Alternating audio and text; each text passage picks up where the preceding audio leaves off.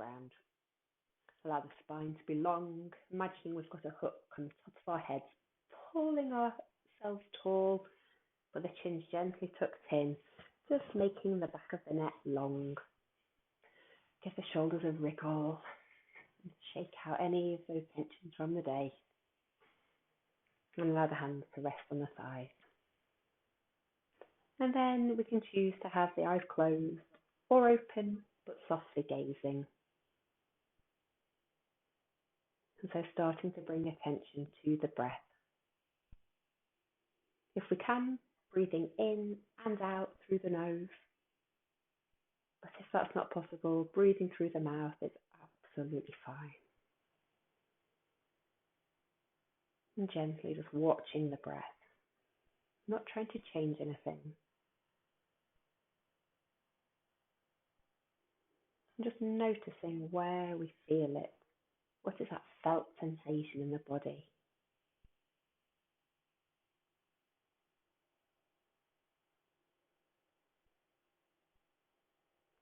And then expanding awareness, bringing awareness to the feet on the ground. Noticing the clothing on the skin. Aware of the temperature of the air around us.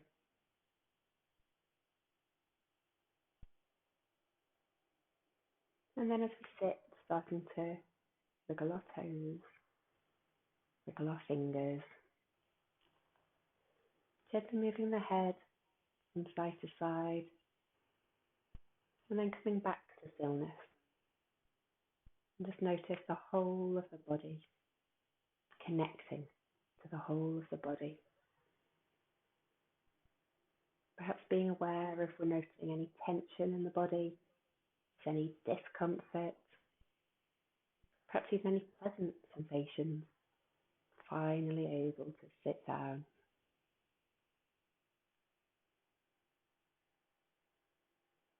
And then gently blinking the eyes open and come to a standing position.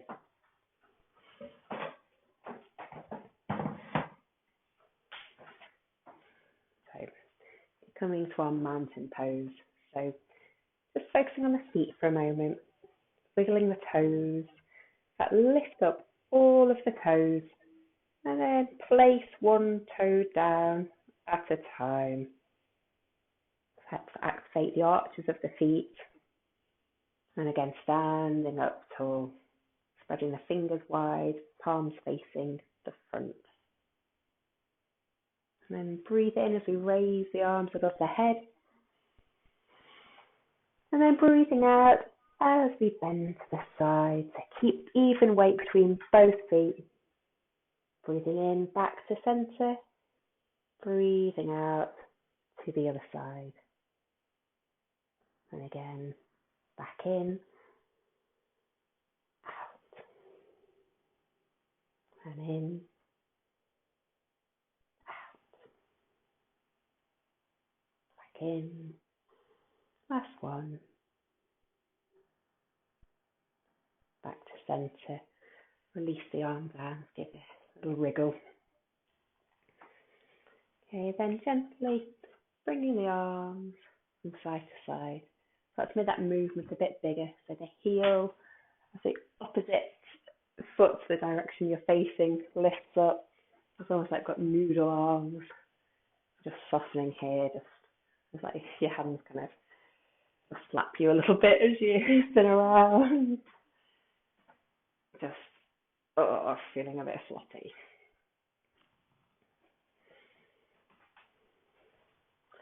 And then we're going to make our way down now to a 4-point kneeling position. Coming down to the ground. We've got hands below shoulders. We've got knees below hip.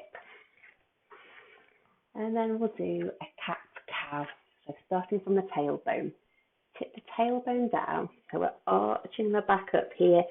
And then last of all, the head drops. Then take a big breath in. Tailbone up to the ceiling. Barely drops down to the ground. And last of all, the head lifts up. And we're breathing out, we're reversing, we're raising, and breathing in all the way through again. Let's sing a few more of these on your own rhythm. See if we can free up the whole of the spine. Maybe yes, maybe no. If this angle on the hip is uncomfortable today, it's okay if you want to move your hips back slightly. Just see how your body feels today. And then gently, let's stretch away. One hand, doesn't matter which. If that feels alright, straighten out the opposite leg. If it feels alright, lifting that opposite leg. And then breathing in here, breathing out, bringing knee to elbow underneath the body. Breathing in, stretch away. Breathing out, knee to elbow. Last one. Knee to elbow. And back to that 4-point kneeling. We'll go to the other side first. Stretch out the arm. So drawing the navel towards the spine a little bit here. Just to activate that core. And when you stretch out the opposite leg, squeezing through the glute a little bit. So we're pressing away with the heel. And if the leg rises, great. If the toes stay on the floor, that's okay too. Okay, so breathing in here. As you breathe out, bringing the knee to elbow. I've been practicing the ujjayi. You can practice this here. So breathing in here, and then a long exhale with that ujjayi constriction. And again, breathing in. Ujjayi, breathing out. Oh, let's do one more for look. Lovely. Going back to center. Okay, so now planting the hands down on the ground, the fingers are spread out, tucking the toes under as we stretch up to a very loose downward dog. So pedaling the feet, lifting one heel, then the other. We're kind of looking through the legs here, just trying to lift the buttocks as high as possible. The legs can be quite wide. And just coming to stillness there.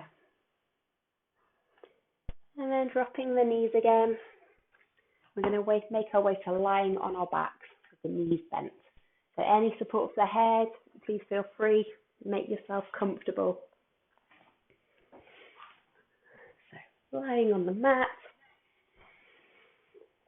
And then pressing the lower back into the mat. This allows the tailbone to lift a little. Then keep going with that movement, lifting up through the spine, one vertebrae at a time, until you make this kind of ski slope type position. You're trying to fire through your kneecaps like the headlights on a car. So not coming out too much, not coming in too much. Just as kind of lined up with the hip bones as much as possible. So find the bony bits on the front of the pelvis and fire down the thighs. If that is any kind of sharp pain coming, it's okay to have them a little wider, but keep as narrow as possible. We're really squeezing the glutes here, so keep squeezing in. And then lowering back down, pressing one vertebrae at a time as we roll down. And if you find a bit of the spine where kind of a few pieces, levels of the vertebrae come down at once, then just gently lifting up again and back down, really massaging in, aiming to press one segment at a time. Lovely, and then just rock the knees from side to side a little. It can be a small movement, it can be a larger movement. And then rolling right over to the side. So here we've got the knees bent. So we've got the hips stacked on top of each other. So if you put kind of a screw through the hip bone, it would go right through the other side into the ground. So we're not rolling over. And then if you drew a line down your body, you'd hit the soles of your feet as well. And your knees are at about 90 degrees. With your upper body, you may want to rest your hands on your head on your hands either, maybe with an outstretched arm, whatever feels better. And then we're peeling up this knee. So keeping ankles together, keeping the hips stacked so we're not rolling back. And this is the challenge in this movement, that you don't just roll back with the hips. So it's just a little, you may only open a little bit. I'm just opening and coming back down. So breathing in as we open, holding for a moment, breathing out, back down.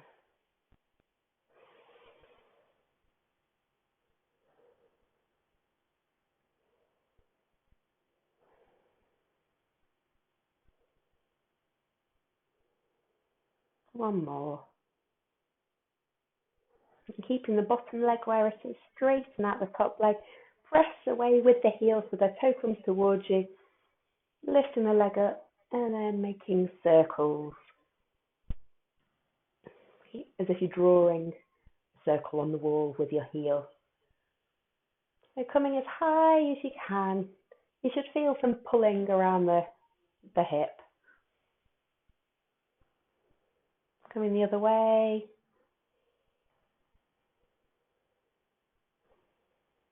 And then lowering back down, rolling to the centre, and then roll to the other side.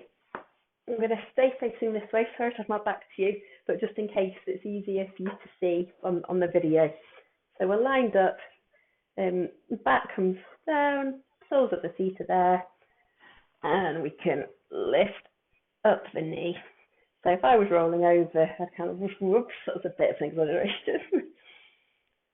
Okay, so breathing in, lifting, out, back down. It's sometimes helpful to have your hand on your hip. Then you can just feel if any of this hip is moving anywhere.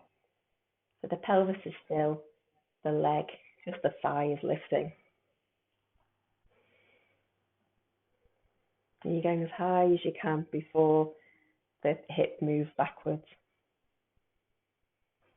And probably aim to do 5 to 10 here, really, before we straighten the leg, pointing with the heel, making circles. So again, we're lifting the leg as high as it feels okay, and then we're making circles.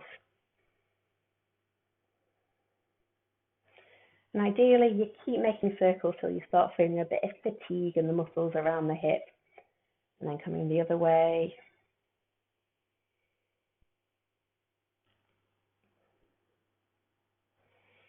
And then bringing the leg back down, lying back on your back,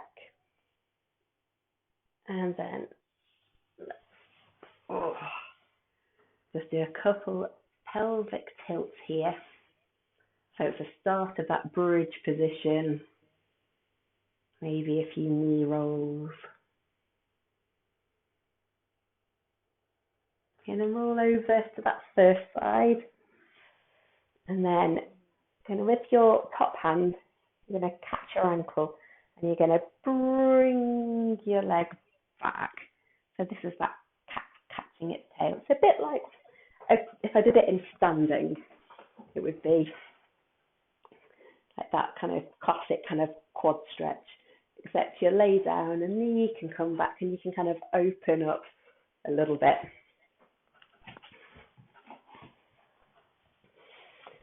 And it can stay like this. That bottom leg, you can bring that a little bit forward if that gives you more stability. Aiming to get a bit of a stretch on the front of the leg or the side of the leg. If it feels all right, you may want to roll the torso down so the shoulders are coming down towards the ground. So you're still getting a bit of a stretch, but there's a little bit of a twist sensation as well.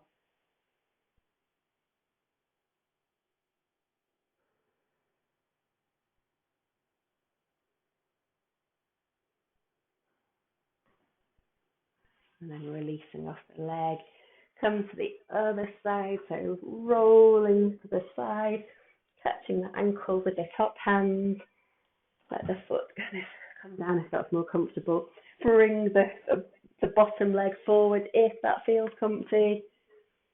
And if you want the shoulders to come down, that's fine. Just do the variation which feels better. So either another shoulder up and you're just pulling the leg, or if you want a little bit of a twist coming through, maybe mix it up, alternate days maybe. And you can stay here as long as you like. If it's releasing, great, stay there. And then coming back to center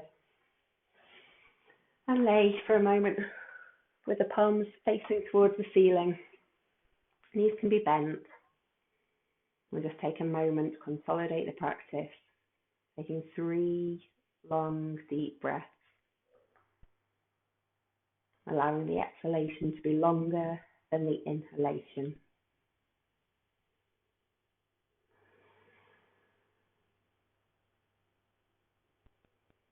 And as you breathe, noticing the whole of the body, almost as if the whole body is breathing.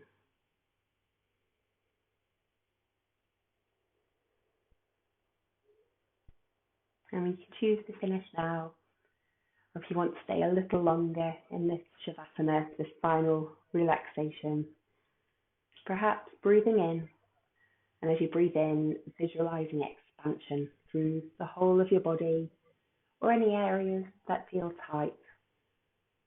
As you breathe out, perhaps saying quietly, let go, let go. Breathing in, expanding. Breathing out, giving permission to let go.